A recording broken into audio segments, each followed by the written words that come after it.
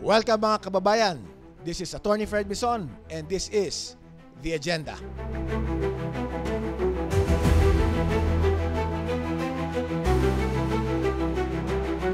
Ano ba talaga ang naging issue rito?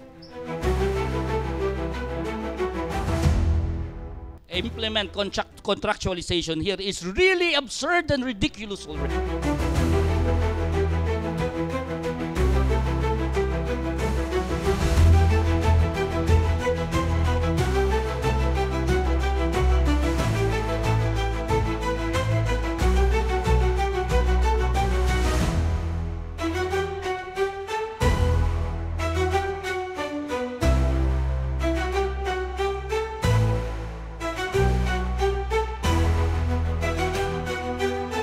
Ba't ibang pananaw? Isa ang agenda. This is Attorney Fred Bison and this is The Agenda. Good morning po mga kaibigan. Good morning, good morning. Ayan, ako po si Dodi Lacuna na pansamantalang mahalin kay Attorney Fred Bison. Dito po sa agenda na special exceptional program that you're looking forward to every Friday at the Club Pilipino. Ito nga po yung programa na brought to you by Everything for Good. Ayan, Everything for Good. Brought to you by Consultancy Incorporated in cooperation with Impact Publishing. Agenda Forum, something that should never be missed pag Friday po ng umaga. So ako nga po si Dodi Lacuna, kasama po natin ang isa po sa magigiting pong nangunguna po sa laban sa mga kalamidad, ano po, para po hindi po maging masyado mabigat po ang dulot pong pinsala po ng mga kalamidad na hindi na po natin mabilang sa ating bayan, ano po.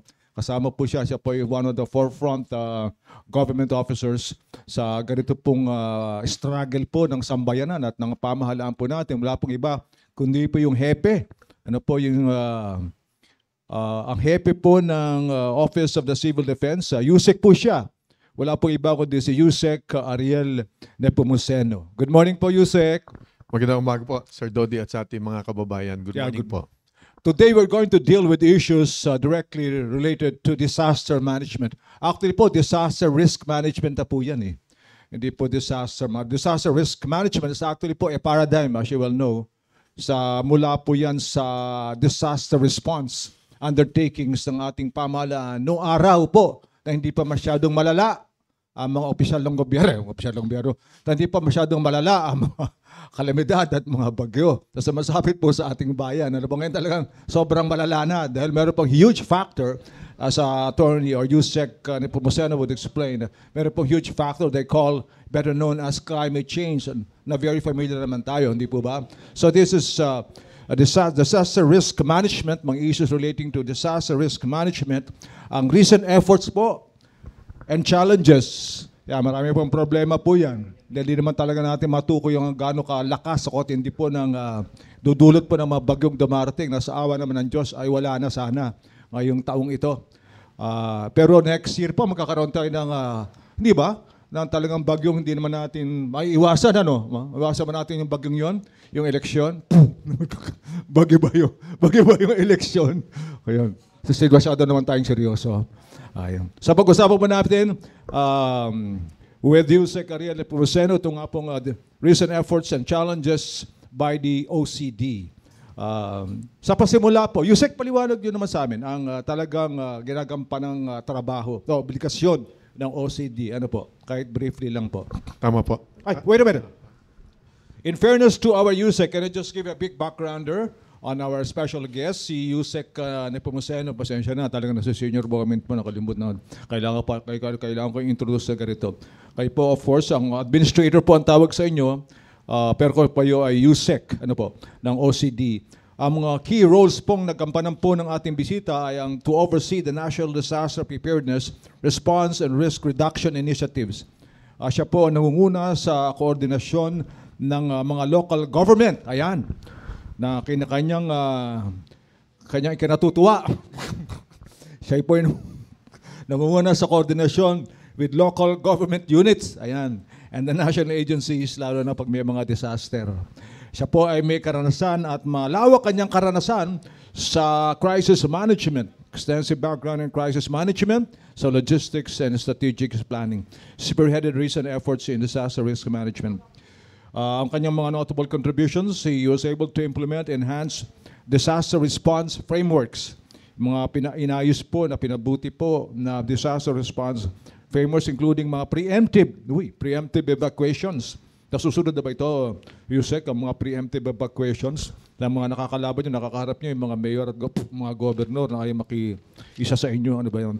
And post-disaster recovery programs. Advocate din po siya ng Sustainable Disaster Risk Reduction Measure. Yun nga po, tukol po sa OCD. Sige, pwede nyo po mapaliwanag sa amin.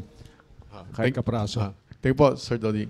Una-una, ang Office of Civil Defense or OCD, kami ay nasa isang bureau ito. Although office po kami, no? Isang opisina kami sa loob ng or sa ilalim ng Department of National Defense. Ang OCD ay isa sa 45 ahensya ng pamahalaan na miyembro nung naririnig natin na NDRRMC, National Disaster Risk Reduction and Management Council. Kasama dun sa 45 members na yan, yung 4 na galing ng private sector. May representation ng private sector. So NDRRMC, binuo ito sa pamamagitan ng isang batas na hinati ng batas na yan ang responsibilidad hinggil dito sa mga kalamidad, hinati sa 4 na bahagi po. Ang unang bahagi, yung naririnig natin na mitigation o yung pagpapabawas ng maaaring maging masamang o mapaminsalang epekto ng mga kalamidad, yan ay pinamumunuan po ng DOST, Department of Science and Technology. At yung pangalawa naman, yung sa paghahanda, yan ay pinamumunuan naman ng DILG. At yung immediate response, kaya nakikita natin madalas kapag may mga kalamidad, yung nagbibigay ng mga tulong sa ating mga kababayan, pinamumunuan ng DSWD, yung immediate response pillar ng NDRRMC. At ang pinakahuli, yung namumuno doon sa long-term recovery efforts ng bansa hinggil sa kalamidad, ang NEDA. So hinati po sa 4 yung trabaho. Ang OCD po, kami ang nagdudugtong-dugtong bilang sekretariat ng NDRRMC. Subalit meron din kami sariling mandato bilang OCD na tumulong sa pumumuno dito sa kabuuan po na to. Ang pinaka-kabuuang pinuno ng NDRRMC ay ang chairman, ang Secretary of National Defense. At this point, si Secretary Teodoro po. So basically, kayo ang implementer ng mga initiatives na Uto- related to risk management. Opo. And Pero disaster prevention utusan po, under- mas accurate utusan. Dahil secretariat po, may kanya-kanya ho kasing vice chairman per cluster or per pillar, yung piniliwanag ko po. Masasabi mo ba, Yusek, na sa pamamagitan ng OCD, inabawasan hindi naman kalamidad, nabawasan ang tindi ng paninira at tindi ng mga bilang ng mga nadamay na fatalities sa mga nagdaang bagyo? Opo, subalit ito hindi naman OCD lang kasi ang sistema po natin, bago dumating yung mga kalamidad, halimbawa itong bagyo, pinupulong na ng OCD, kami ang tagapagbuo ng pagpupulong o yung koordinasyon ng mga ahensya na may kinalaman doon sa immediate preparations at yung susunod na response. Yung mga una ko nabanggit, yung DOST, NEDA, wala sila sa immediate preparations. Ano po. So sa pamamagitan ng koordinasyon ng mga ahensyang may kinalaman do sa immediate response, hindi lang OCD po yan. Ano? Nandiyan ang DILG, of course, ang Armed Forces of the Philippines, Bureau of Fire, PNP, kasamang Coast Guard, DOH, DSWD, at marami pang ibang kinakailangan maghanda kagad bago dumating yung kalamidad. At kapag nandiyan yung kalamidad at pag-alis nung bagyo, kami po yung biglang nandun sa area kagad. Pinagtutulong-tulungan naman po yan. So dumaan po sa atin, alam po natin, ito mga matitinding bagyong Nika, di ba, Yusek? Typhoon Ophel, Typhoon Pepito. Sa iyong assessment ba, nagampanan ba ng mga ahensyang ito ang karapat-dapat nilang obligasyon at tungkulin para sa bayan? Ganito po. Oo, subalit kung ako po, personal na pananaw ko po dyan, hanggat merong nasasawi sa ating mga kababayan, ang pakiramdam po namin ay meron tayong pagkukulang. Subalit hindi ho yan pagkukulang ng OCD lang. At hindi naman po yan pagkukulang lang ng pamahalaan ng national government or pagkukulang ng local government units. Dahil ang kalamidad po, yan ay dapat kasama po yung mismo mga mamamayan. Sa karanasan po namin ito nakaraan, nitong bandang huli, nung pumasok na itong Ophel, Pepito, sama nyo na yung Marce. Maganda na yung reaksyon dahil ang immediate nating pwedeng gampanan talaga ngayon at gawin yung forced evacuation. Sa simula, preemptive evacuation. Kapag naman talagang ayaw sumunod ng ating mamamayan, ginagawa ng ating local government units yung forced evacuation. Subalit, marami pa rin sa ating mga mamamayan. Naintindihan naman natin, yung iba talagang sumusubok, halimbawa pumalaot pa dahil maaring naghahanap ng ikabubuhay for that day. Yan yung madalas po na nagiging biktima. Yung pagtugon naman ng ating mga kababayan nung pong ang pinaka-destructive itong Nika. Ang nasawi sa ating mga kababayan, 162. So, nitong Marce, Ophel, at Pepito, 15 na lang itong bandang huli. Actually, 16, pero may isa pang binabalidate. So, hanggat may namamatay po, hindi po natin pwede sabihin na perfect na ho natin yung paghahanda. Ang pinakamagandang sukatan po talaga is kung may namatay ba at ilay namatay, at yung mga naiiwas nating masirang mga kagamitan. Subalit, ang pinakamataas na sukatan para sa amin po ay kung ilan o kung walang mga nasawing kababayan po. Sino ba ang, o anong sektor ba ang talagang naging maporsigido para mabawasan yung ganyang mga nadidisgrasya gawa nung pagtutuloy lang sa preemptive evacuation? Mga mayor ba, mga barangay ba, yung ba talaga ang nasa forefront sila? Pero natin may mga pagkukulang din yan dahil may mga pamilya yan. Pero dito sa sa pagdaan ng 3 bagyo, sino ba matutukoy mo talaga naging porsigido sa kanilang obligasyon sa preemptive evacuation? Tama po. Ang preemptive at forced evacuation, nasa balikat talaga yan ng local government units.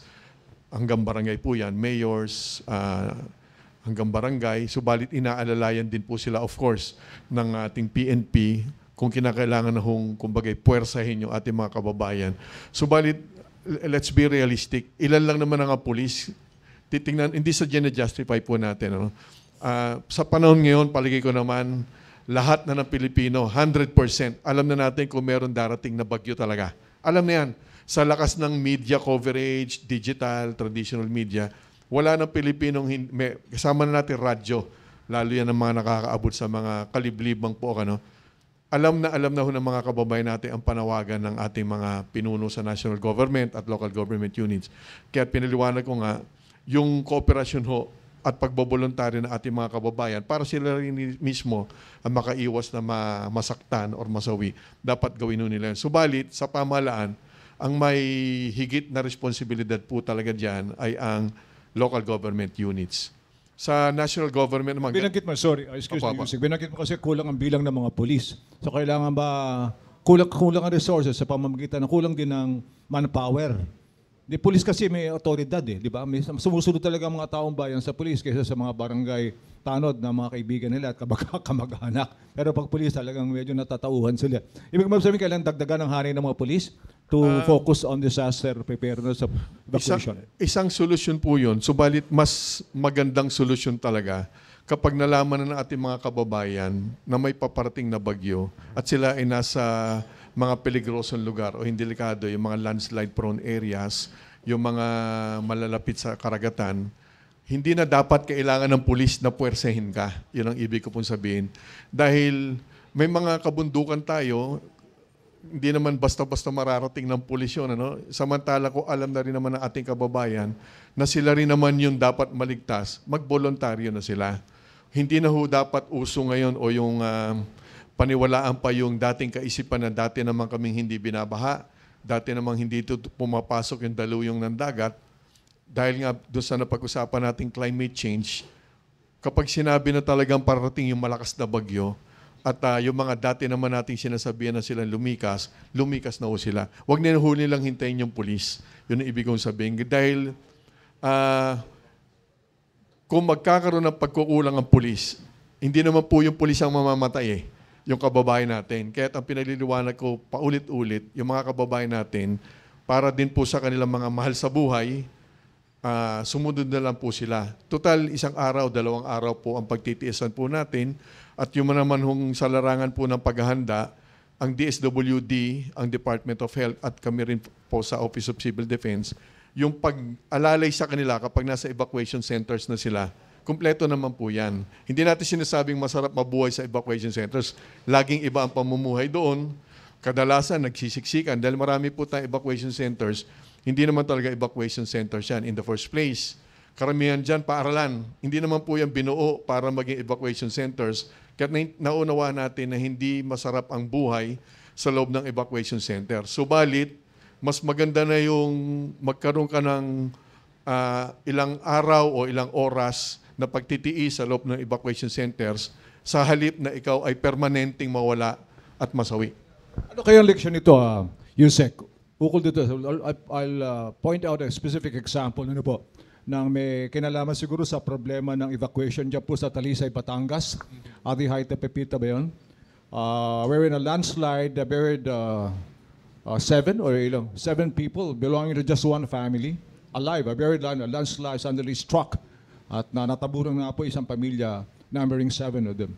Ano ba yun? Ang problema ba doon na preemptive evacuation o ang problema doon yung pag-asa na dapat na tunto nila eksakto kung yung amount of rainfall will fall at that particular area.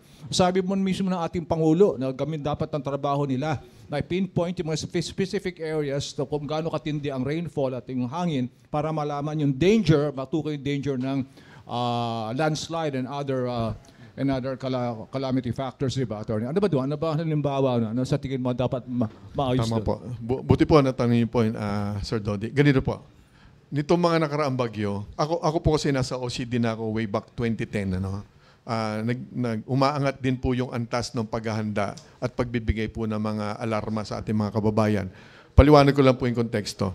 Ang kagandahan po ngayon, at nagpapatulong kami sa mga kaibigan sa media, ang kagandahan po ngayon, halos kompleto na at pinag-iigi pa po natin yung mga scientific data.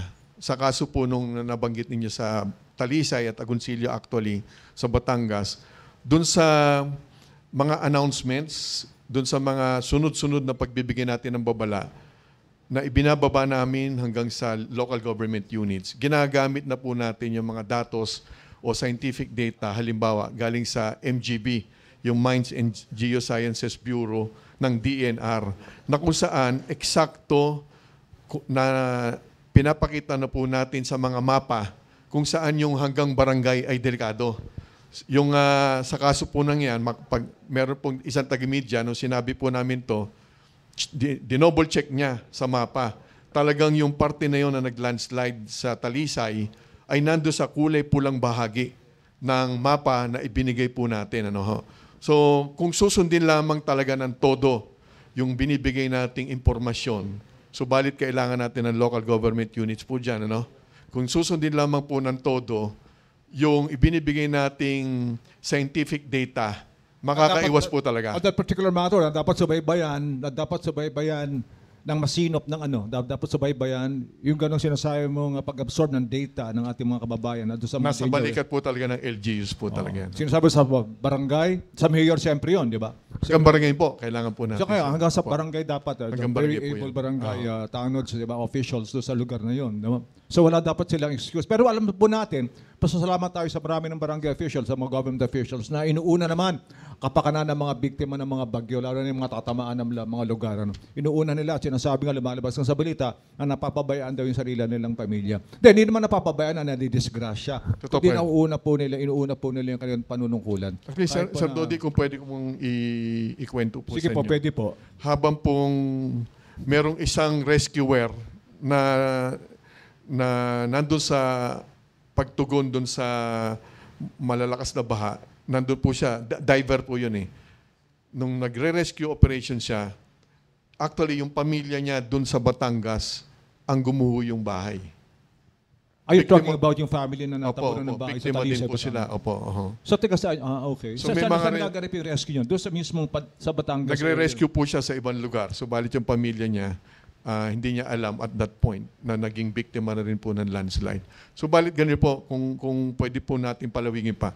Yung kasing immediate response, reaction na po yan doon sa mismong kalamidad eh. Dapat po, mapagtuunan po ng pansin ng lahat. Kasama po ang national government. Subalit lalo na ang local government units.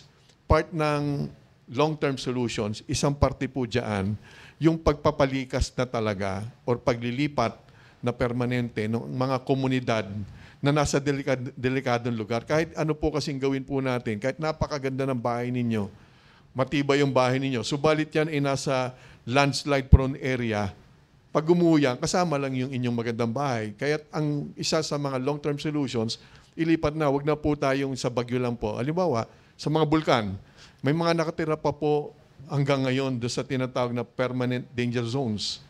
Yan dapat ilipat na ho talaga po yan. Subalit at naintindihan natin, hindi ganun kadali dahil mahirap iwanan ng tahanan na kinalakihan mo at may resources na Pero kailangan. mandated ng ordinansa yun, hindi ba? Tama po. Dapat Batas talaga po. permanently out of the Tama danger po. area ng mga Tama kababayan po. natin. May na pinipilit.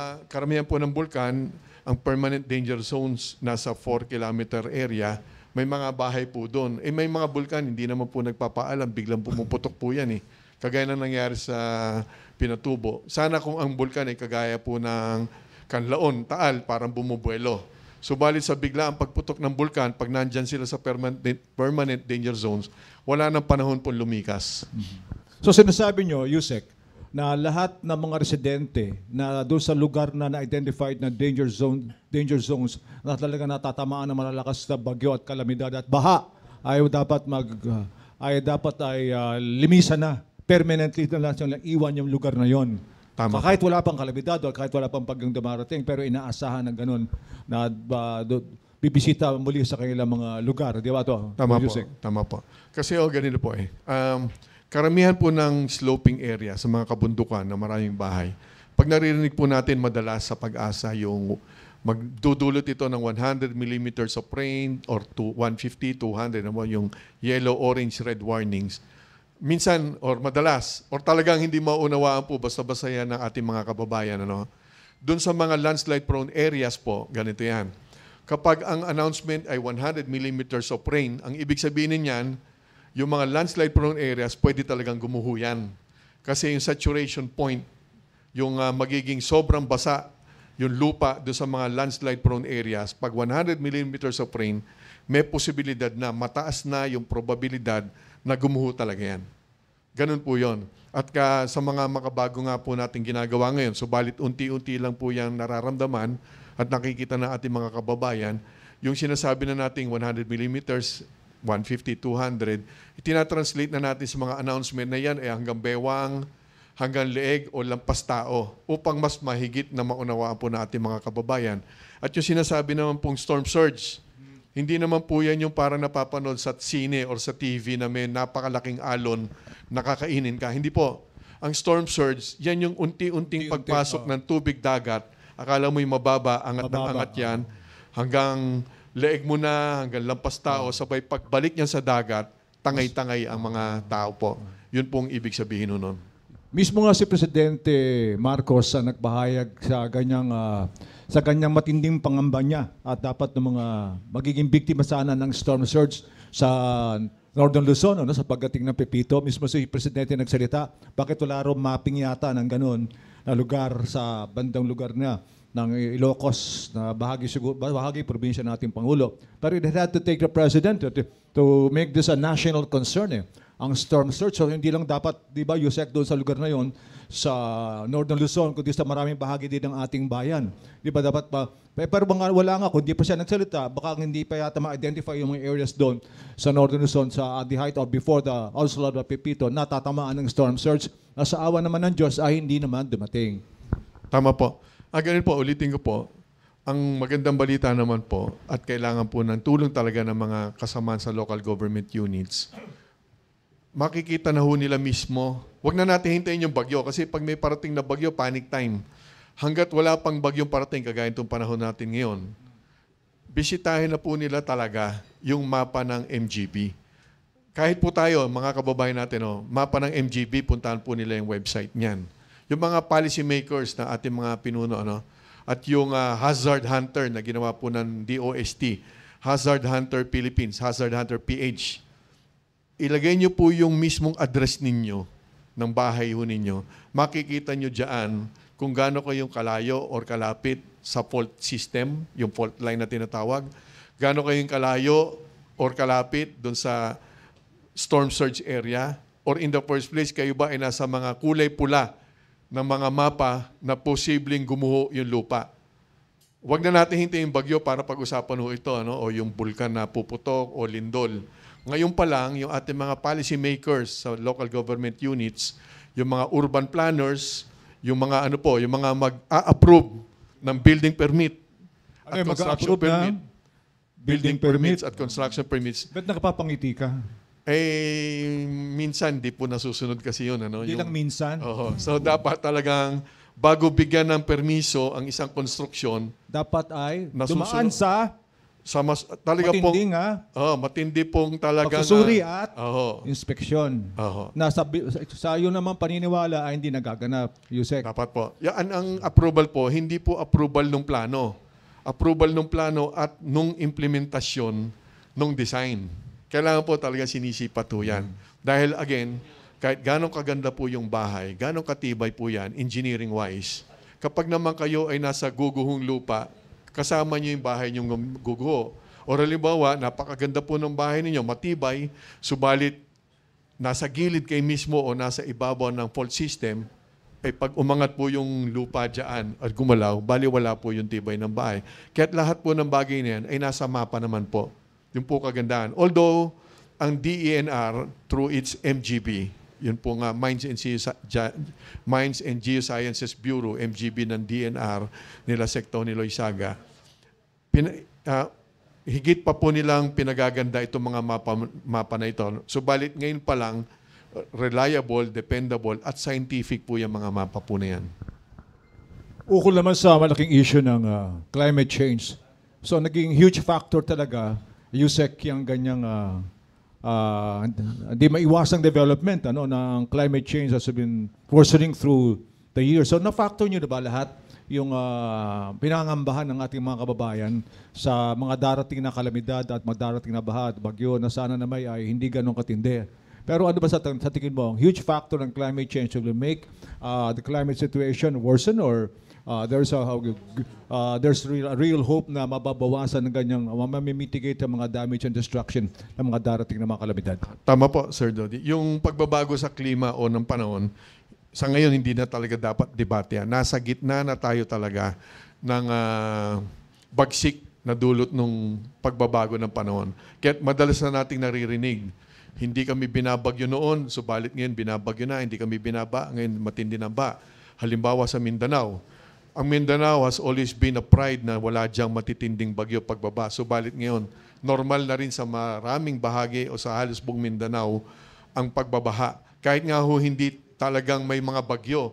Ngayon, binabayo sila halimbawa nung tinatawag natin shear line. No? Marami na pagbabago. Ngayon, sa forecast... Tinatamaan na sila nung shear line. Dati wala yun eh. Oo. Dati Duterte line. So, yung pong forecasting ngayon, yung scientific forecasting, hindi lang naman yan sa pamamagitan ng sarili nating mga weather forecasting bureaus. Pag-asa or even DNR, of course. Ngayon, ginagamit din natin at isinasama sa ating pagpaplano yung mga ginagawa o ibinibigay ng forecasting agencies ng ibang bansa. Sinisipat na po nating lahat yan. Hindi lang tayo umaasa sa isang ahensya. Ganun din naman po sa ibang bansa. Nagtutulong-tulungan yan. Kaya may mga international agreements tayo, may mga access tayo to information na doon sa particular niyo pong binanggit, Sir Dodi, meron na mga long-term projections or forecasting na finactor in na rin dyan yung epekto ng climate change. Ibig sabihin, ano sa tingin ng mga science-based agencies yung magiging dami ng ulan na idudulot ng mga bagyo o mga pag-ulan sa loob ng 20, 25 years hanggang 50-year projections. Meron po yan. So, but of course, nire-review naman yan periodically.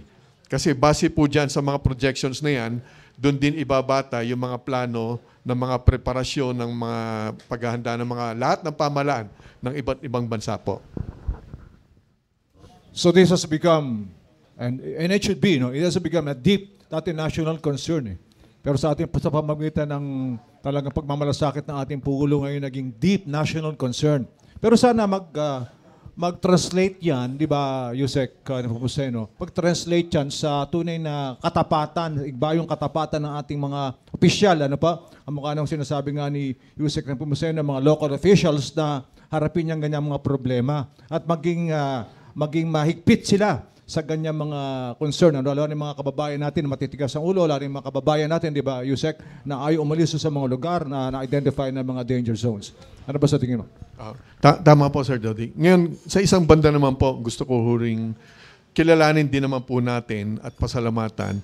Napakarami din naman po. At sa tingin ko, personal, mas marami naman sa mga local government unit officials at kasama na si Secretary John Vic Remulla, DILG, na talagang ginagampanan naman po nila yung trabaho nila. Kasi personal nakikita po namin yan sa field kung gaano po kahirap yung ginagawa nila, lalo na sa gitna o kasagsagan ng mga kalamidad. Nakikita po namin yan, yung kanilang disaster workers. Talagang sumusulong sila dyan, sumusuong, delikado rin po sila. Kasama ang mga ahensya ng national government, especially Coast Guard. Ano. Subalit, kailangan pa ho natin pagbutihin pa ho yung ating paghahanda at pagsunod po sa napakarami po nating ordinansya at mga batas na ikaliligtas po ng ating mga kababayan. Yusek will just open the floor for questions from the media. Can you just state your name, the organization you represent, and lovely. From IBC 13. Ayun, nabanggit niyo po kanina na some of our announcements are being translated para rin mas maintindihan ng mga kababayan natin yung talagang kung gaano kadelikado, yung mga banta ng ating mga kalamidad. And even legislators actually sa Senate are suggesting na sana yung mga announcements natin, for example sa Pag-asa, ay yun nga, translate natin sa kung anong dialect ng mga probinsya, kung ano man. Do you think it's time to really na parang i-require na natin na gano'n yung sistema natin ng announcement para mas maintindihan ng mga kababayan natin? Actually, tama po yun. Yan na rin yung pinipilit nating puntahang direksyon kung paano maitawag doon, ma-localize yung mga babala o mga impormasyon na binibigay natin. Ngayon, itong bandang huli, makita ninyo, yung mga announcements na binibigay natin na ginagawa na rin sa media pag ginagamit nila yung mga mapa, colorful na, color-coded. Yung tatamaan ng matinding bagyo, kulay pula, yung medyo hindi ganun katindi, orange, even yung mapa sa landslide, color-coded na yan. Subalit yung translation papuntang local dialects, dapat gawin na talaga yun. Magpapatulong din kami, meron kaming binigay na instruction sa aming mga regional officers ng OCD na makipag-ugnayan sila doon sa mga local media kasi hindi lang kaya talaga ng national government. Ano? Magpapatulong dapat sila sa local media kung paano naman pagtulong-tulungan na i-translate yon sa local dialects. Kasama na lalong-lalo na marami pa tayong kababayan, radyo lang ang makakaabot sa kanila. So, kailangan namin ng tulong nila. Kung OCD lang, hindi po sapat yan. Kailangan ng local media sa regional media. No, so yun, tama po yun. Yun ang mas epektibo ho talaga. Tama, whole of government approach, ika nga nila. Whole of government and whole of society talaga. Kahit, inuulit ko, hindi po ito alibay. Kahit gano'ng kasipag po tayo pare-pareho, kung yung mga kababayan naman natin ay babaliwalain po lahat yan, sila rin po yung delikado at baka mapahamak. Dapat marating na natin yung punto at yung punto ng kultura natin na kapag sinabi ng pamahalaan, national at local, susundin na nila. Huwag nila isipin, magkakamali yan, bukas sa araw. Doon na tayo sa safe side. Kaya naririnig na natin ngayon yung worst case scenario planning. Doon na tayo sa plano, pagpapaplano, na maaring mangyari ay mas matindi. Hindi bali na ang mangyari ay mas magaang, mas mabuti na po yun. Okay, last na lang po for me. Ayun, so grabe nga no, sunod-sunod yung mga typhoons natin itong mga nakaraang buwan. And then Pag-asa stated na hindi pa pala yun yung La Nina and papasok pa lang siya on December. So anong preparations po natin? Kasi, ayun, ano pong preparations natin? Kasi inaasahan natin, kung ito na yung mga nakaraan, paano pa pag La Nina phenomenon na yung tumama sa atin? Tama po yan. Kagaya ho nung nangyari sa El Nino, iba ho rin yung preparasyon na, level ng preparasyon ng pamahalaan doon sa tinatawag na La Nina phenomenon. Ano? Ibig sabihin, mas maraming tubig yung maring ibuhos sa mga darating na pag-ulan. Yung mga nakaranasan natin, hindi lang po 6 yan. Simulan nyo sa Hulyan, 7 yung nangyaring bagyo na sunod-sunod sa loob ng less than 1 month yung 6. Less than 2 months yung 7. Sunod-sunod po yan. Tama po yan. Pagdating naman po sa La Nina, again, kagaya ng paghahanda ng pamahalaan ng El Nino, iba't ibang ahensya yung naghahanda yan. Hindi lang po yung SABA ang pinag-uusapan. Yung mawawalang kabuhayan ng ating mga kababayan, yung doon sa industrial sector at doon sa agricultural sector, kasama na yung mga mangingisda. Pinaghahandaan na yan, anong pangangailangan nila upang hindi tayo magulat. Subalit, ganito po ulit, may darating pa ho tayong bagyo, hindi natin nakapahinga po kami kahit paano ng 1 linggo na. Dati may bagyong papalabas pero papasok na yung bagyong bago, no? Meron pa tayong panahon para paghandaan muli, ibig sabihin, yung mga replenishments ng DSWD for the family food packs, inuunti-unti na po ulit yan. Kasi ang target ng DSWD, ang kanilang level na meron sila sa kanilang mga inventaryo, dapat meron silang 1.5 up to 2 million family food packs strategically distributed nationwide. Ganon din kami sa Office of Civil Defense at ang Department of Health. Yung non-food items na tinatawag, yung hygiene kits, medical kits, tubig, hinahanda din po natin yan. At sa ngayon, sa bago nating karanasan na matindi, pinapa-preposition na rin namin yung posibilidad na kailanganin yung GI sheets, yung mga yero, at yung mga repair kits. Ibig sabihin, yan yung martilyo, pako, lagare. Dahil may mga pagkakataon, kagaya na nangyari sa Bicol at sa Batanes, pag na-isolate sila, nagtatagal bago makarating ang pamahalaan doon. So, pinapa-preposition na natin yan. At yung pondo rin, nag-commit naman ng Malacanang na huwag kami mag-alala. Naririnig natin yan sa balita na kinulang na yung pondo. Sinigurado naman ni Pangulong Bongbong na huwag kami mag-alala at darating yung pondo. At papasok naman in 2025. So mare-replenish niya yung kabuuan ng pondo ng NDRRMC. Hindi po pondo ng OCD, pondo ng NDRRMC. Ayun, since nabanggit lang po yung budget. Ay, sorry. Ayun lang. Magkano nga po ulit ang budget for OCD for next year? Yun lang. Details lang. Ganun po. Yung OCD kasi isang malit na bureau lang kami, no? Yung NDRRMC, yung calamity fund ng buong NDRRMC last year, nitong 2024, 19.5 billion po yon. Subalit hindi po yung OCD, nandiyan ang DPWH, DSWD, DOH, at lahat po ng ahensya na kapag kinakailangan nila yung pondo, hihingi kami sa Office of the President. Ngayong taon na to, hinihintay pa rin ho namin kasi originally sa NEP, 30 billion, subalit nabawasan po, naging 20B. Sana po ibalik po nila sa mas mataas. Thank you po. Thank you. Next, yeah. Good morning. I'm Nino from Hato. Yusek, you mentioned na binawasan yung budget nyo from 30 to 20. So pag binawasan siya, what will happen? Can you also respond dun sa mga calamity na darating pa later on this coming year, especially this December? Ganito po, kung pagbabasihan po yung mga nakaraan, lalong-lalo na itong taon na to, kinulang na yung almost 20 billion 19.5 billion . So, malamang sa susunod na taon, sana hindi mangyari, no? Subalit, malamang kukulangin po ulit yung pondo natin. Pag kulang ang pondo, kulang din yung ating kakayanang magresponde. Kaya't kinakailangan, dagdagan na naman po ulit yon. Kagaya po ng nangyari ngayon, no? Last month, naging less than 150 million na lang yung budget. Ang pangangailangan ng DSWD, billion po yan . Sa dami po ng inaalalayan ng DSWD, kulang na talaga. Maaapektuhan ng di maganda ang pagtugon ng pamahalaan kung kulang po ang budget talaga. Subalit, sinigurado naman po tayo ni Pangulong Bongbong na may paraan ng Office of the President sa tulong na rin ng Kongreso na dadagdagan po yan. Kaya sa tanong po ninyo, kung po pwedeng gawin ng mas malaking budget for 2025 kasi alam naman po natin kukulangin talaga yung 19 or 20 billion base sa ating karanasan po. Isa pa po, Yusek. Paano nyo dinibase yung budget asking nyo sa government for the next year? Na-predict nyo bang ilang bagyo, ilang mga calamities ang pwedeng dumating for you to come out with the budget request? Tama po. May mga may mga assumptions na binase rin po sa mga nakaraang taon po na ilang bagyo dumating. Ang normal pong assumption, may papasok na bagyo na 20, hindi bababa.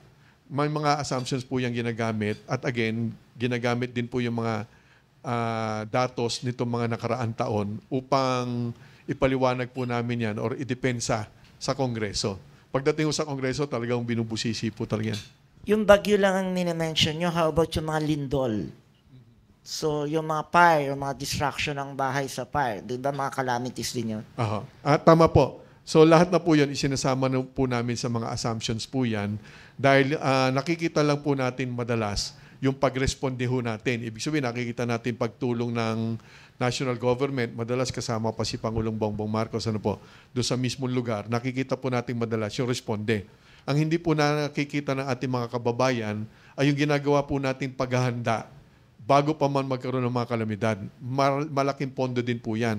Lahat po ng local government units, yung kanilang mga disaster risk reduction officers, tuloy-tuloy po yung ibinibigay ng OCD na pagsasanay sa kanila kung paano sila maging organisado, maging handa, kung paano pamunuan at pamahalaan kapag may mga sakuna or kalamidad sa kanila. Hindi lang po, tama po, hindi po yung bagyo lang. Kapag may malaking lindol, yung po ang mas nakakatakot, yung malaking lindol. So yung paghahanda, meron din pong pangangailangan tayo dyan, at yung responde na nakikita natin, at ang mas magastos din po, yung long-term recovery. Ibig sabihin, kapag nasira po yung mga tulay, yung mga kalye, ginagawa po muli yan ng DPWH. Subalit, hindi po pwedeng gawin yan na ang gagamitin yung dati pa ring design. Kasi nasira na nga eh. Sa lakas nung humampas dyan bagyo ngayon, nasira na yan. Kung gagamitin nyo ay dati pa ring design, sisirain lang ulit yan. Kaya pumasok po yung konsepto ng build back better. Ibig sabihin, mas matibay na disenyo ang kakailanganin kung dyan nyo rin itatayo. Kung hindi pwedeng ilipat. Di po ba? So kung dyan rin itatayo, kailangan mas matibay na po yung disenyo po nun. Last question. Do you have enough men and group or people to respond and equipment to respond immediately? Ganun po. Sa kabuuan po ng pamahalaan, yung OCD, sa OCD po kulang po kami ng tao. Sa ngayon, ang aming plantilla position, 1,100 lang. Sa aming pag-aaral, kailangan namin ng minimum additional personnel ng 400. Ang magandang balita naman po, pinayagan na po yan ng Office of the President ni Pangulong Bongbong at nasa rollout stage na po kami ng DBM. So sa OCD, kulang ho kami talaga. Sa ibang bansa, yung counterpart namin, nakahawig natin, Thailand, Indonesia, mga 5,000 po tao dyan. So kahit maging 1,100 kami plus 400, 1,500, pagsisikapan na po namin. Kumbaga, pwede na po yon. Subalit, ang ideal, mga ganun po, 5,000. Kaya lang, kung anong meron kami, pag-iigihan po natin. Sa buong NDRRMC naman po, sapat naman po ang ating mga tauhan. Ibig sabihin, yung galing sa uniform services, ang Armed Forces of the Philippines, Army, Navy, Air Force, kasama natin ang Coast Guard, Bureau of Fire, ang PNP. Sa kabuuan, meron tayong mahigit 20,000 plus trained personnel. Ibig sabihin, sinanay po yan doon sa pagtugon sa mga kalamidad. Yan ay nabibilang doon sa mahigit 1,800 na mga teams or mga grupo na re-responde po doon sa ating mga kababayan. At pagdating naman sa hard assets, marami naman po. Meron rin ho tayong air assets. Ibig sabihin, yung mga Black Hawk helicopters, automatic nakaalat sa amin 2 hanggang 3 Black Hawk helicopters pag kinakailangan at ilang fixed-wing airplanes at yung mga trucks. Kumpleto naman po tayo doon. Ang kulang po sa buong bansa, aaminin po natin na dapat yung mga LGUs mag-invest. Yun pong rubber boats na kinakailangan kapag nasa kasagsagan po ng pagliligtas na ating mga kababayan. Yun ang kailangan natin dagdagan. Thank you po, Yusek. Saglit lang, Yusek. Ibig sabihin, malaki ba ang kakulangan ng mga bilang ng mga rubber boats sa kailangan ng mga local governments? Gano'ng malaki yung... Sa ngayon po, pinapa-identify pa ho natin. Kasi, paliwanag ko po, ganito kasi, ang LGUs naman ho natin, yung kanilang IRA, yung kanilang kinikita sa taxes, meron silang dapat na ibahagi na 5% nung kabuuan ng IRA nila dapat mapunta sa calamity management. Yung 5% po na yan, yung 70% nun dapat investment sa kagaya ng rubber boats, collapse structure equipment, ng mga ganun po. Yung 30% nung 70% lang dapat, yung 30% nung 5% dapat, yun yung pang-ayu-ayuda nila. Again, may 5% na budget ang ating mga local government. 70% nun, pang-invest dapat to. So, iba-iba ang pangangailangan. May mga lugar na ang kailangan rubber boats. Halimbawa, hindi naman kailangan rubber boats sa Ifugao. Doon ang kailangan naman doon yung mga landslide prone problems, mag-invest sila sa collapse structure equipment na mga halimbawa yung mga heavy equipment, yung pantanggal ng mga lupa na gumuho, yung mga jacks, kailangan po yon. So iba't ibang lugar, kailangan mag-invest ang ating mga local government units. Ayan, good morning po, Yusek. Good morning. At good morning po sa lahat. Sir, alam po natin na pagdating sa kalamidad, ang unang inaasahan natin ang pag-asa kasi sila yung nagbibigay babala at yung kailangan yung preparation ng mga tao. Sir, ang tanong ko lang po, meron pa po bang ibang sangay ng DOST ang tumutulong pagdating sa kalamidad? Tama po. Ganun po. Hindi lang po DOST, hindi lang po pag-asa. Ang mga scientific data natin ginagamit, of course, primary ang DOST, yung pag-asa sa loob ng DOST. Nandyan din, of course, ang PBOLCS, no? Under DOST. Subalit po sa labas ng DOST, DENR, malaki pong tulong yan sa paghahanda dahil nasa kanila po ang MGB. Doon natin makikita yung mga mapa. Maganda na po yung mga mapa ho nila. Fully identified na ho natin hanggang barangay po, maniwala po kayo, hanggang barangay. Kita na natin dyan kung alin ang magiging delikado pag may malaking bagyo, delikado na bahain o mag-landslide. At yung sa storm surge, kompleto na po yon. So sa DNR, meron po tayo diyang MGB at yung mga mapa rin po ng NAMRIA, ginagamit po natin yan. At ang ano rin po, sa private sector, tumutulong rin sa amin ng University of the Philippines, UP Resilience Institute, sina Mahar Lagmay. Ayan, thank you po sir. Hanggang isa lang daw.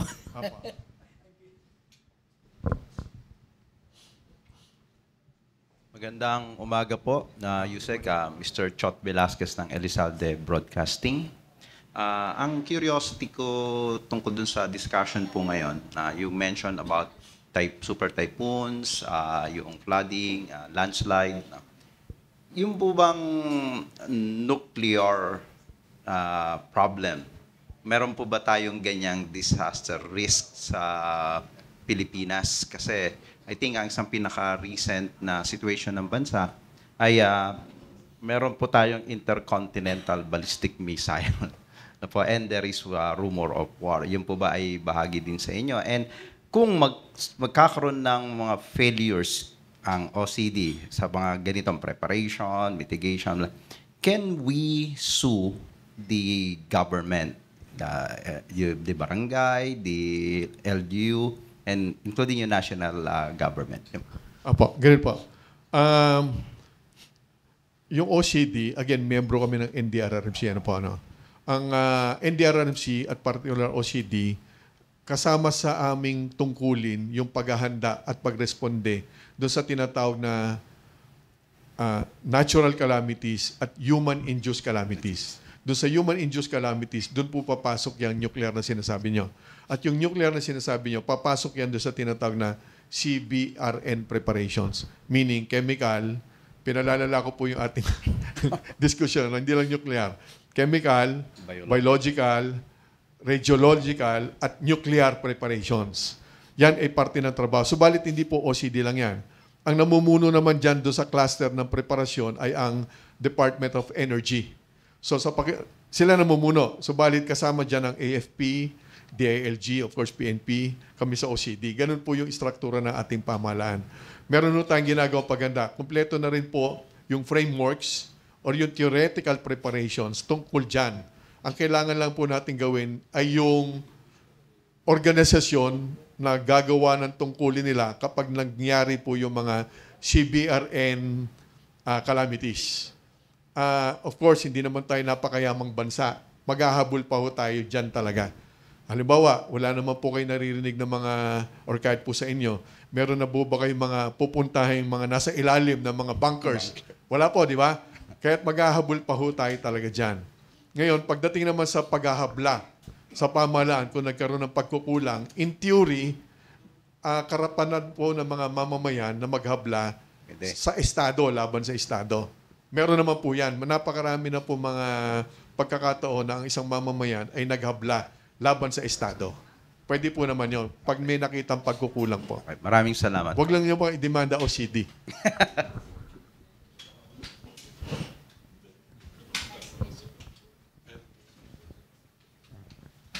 Yusek, magandang umaga sa iyo.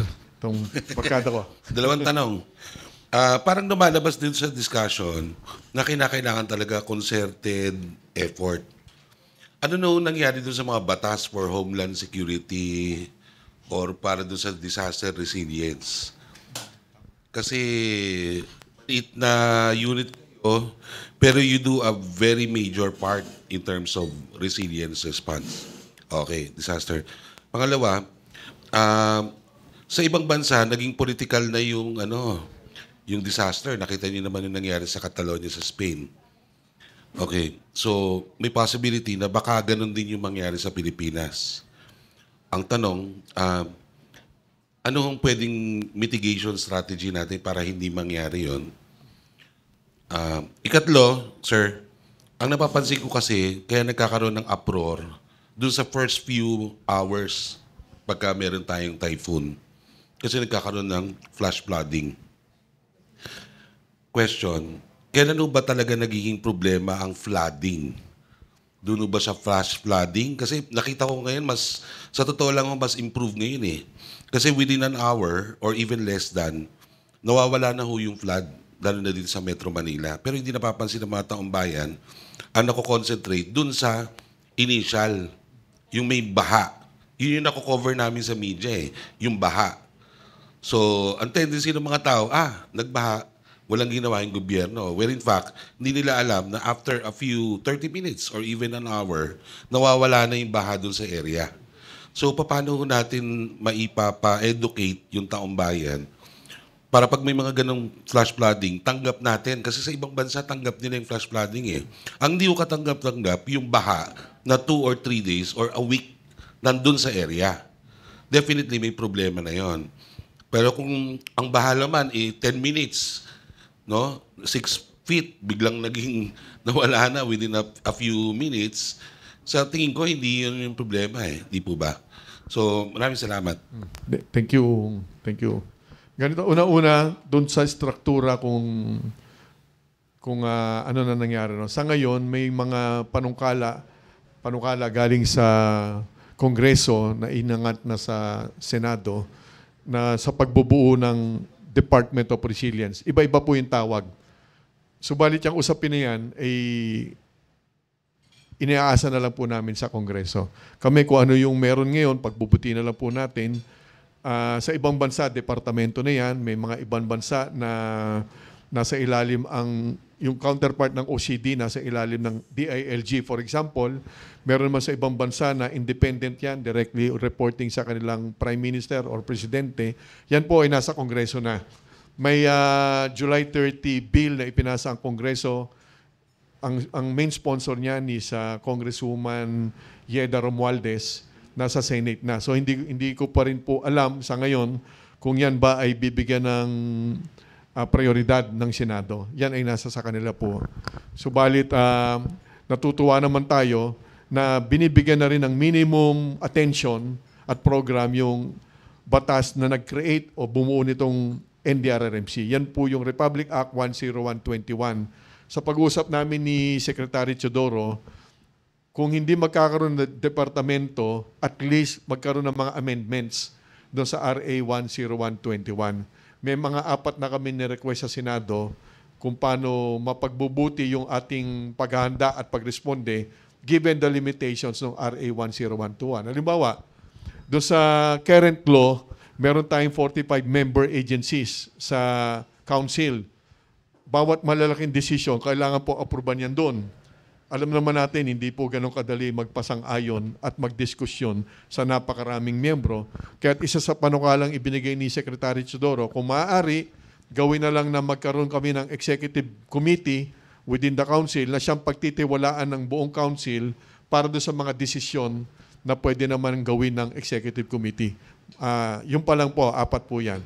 Ngayon, pagdating naman sa yung mga long-term solutions, ganito po yan eh.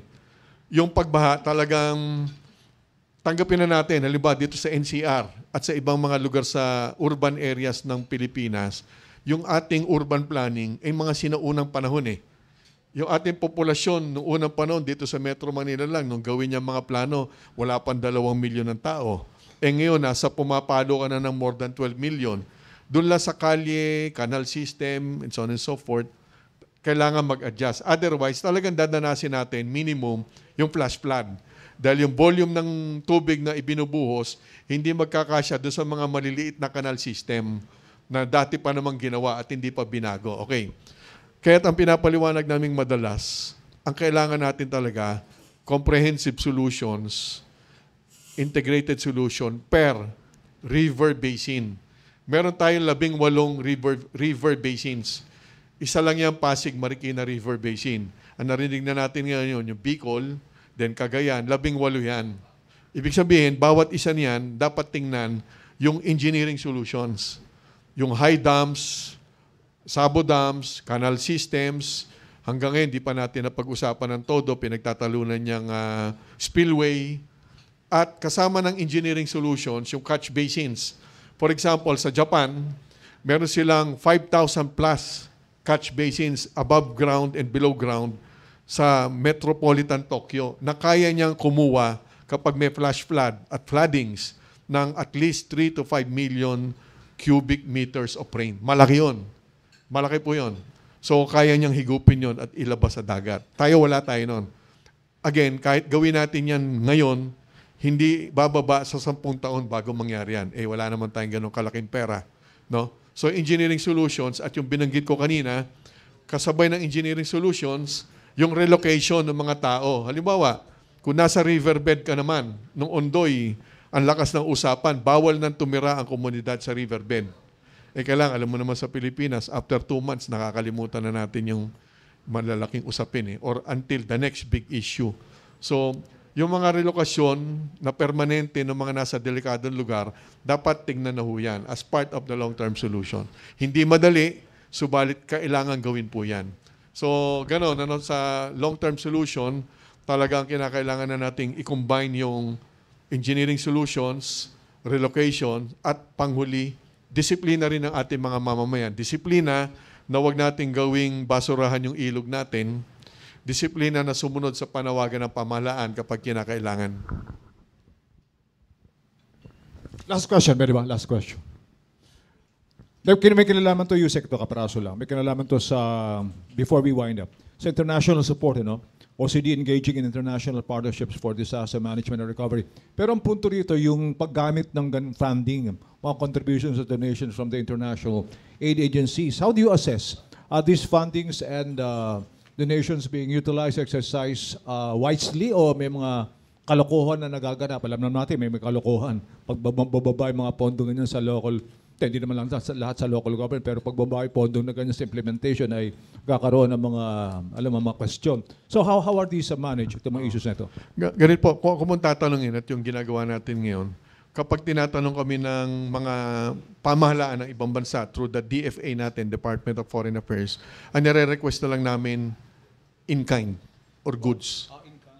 Mas madali na rin po pagdating dito, kagaya itong nakaraan, humiling kami ng generator sets, food packs, tents, repair kits, para pagdating ho dito, i-distribute na lang ho natin. Kasi kapag ang dumating po ay pera, may proseso pa ho yan Darating sa atin, bibili ka pa, mas mahabang proseso.